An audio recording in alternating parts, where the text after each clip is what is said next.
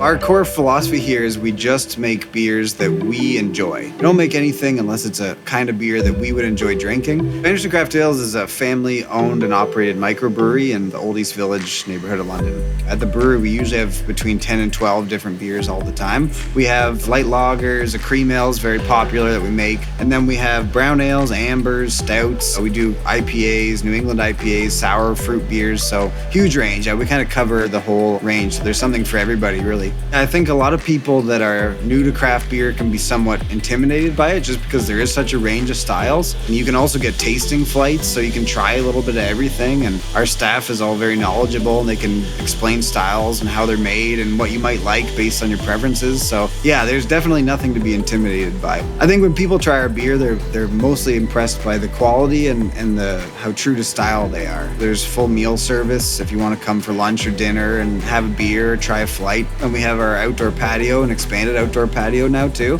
And we also have upstairs a seating area where you can overlook the whole production facility. All the beers we make, we have to go. So we usually have 10 to 12 beers in cans that you can buy a 6-pack or a mix pack or a case and enjoy at home.